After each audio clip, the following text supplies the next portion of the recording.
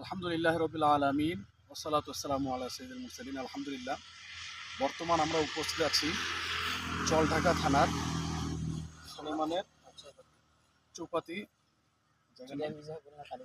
চিরাভিজা গুলনা কালীগঞ্জ। আলহামদুলিল্লাহ, এই বর্তমান যে জমিনের উপরে দাঁড়িয়ে আছি, একজন ইসলামী ভাই দাওয়াত ইসলামীকে এই জমিটি দান করেছেন মাদ্রাসা দেওয়ার জন্য, মাদ্রাসা তোলার জন্য।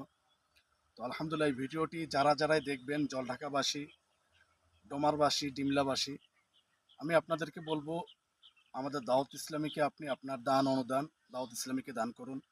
এইখানে একটা প্রতিষ্ঠান উঠলে খুব সুন্দরভাবে হবে। আপনার টাকা হাফিজে কোরআন, আপনার টাকা আলিমে দিন তৈরি হবে, আপনার টাকাটি এদিক সেদিক যাবে না। তো আমি আপনাদেরকে বলবো, যারা এই ভিডিওটি দেখছেন, আপনারা দাওয়াত ইসলামীকে সহযোগিতা করুন। এই এলাকার মধ্যে যারা ভিডিওটি দেখবেন, এই এলাকার মানুষ, আমি আপনাদেরকে বলবো, এখানে আমাদের হুজুররা আসবেন, ইনি এখানকার দায়িত্বে আছেন, মাওলানা মোহাম্মদ নুর নবী আত্তারি।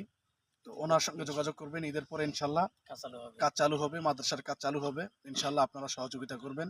হুজুর ইনশাল্লাহ আপনাদের এলাকায় আছে। সাল্লু আলাল হাবিব সাল্লাল্লাহু তাআলা আলা মুহাম্মদ সাল্লাল্লাহু আলাইহি ওয়াসাল্লাম।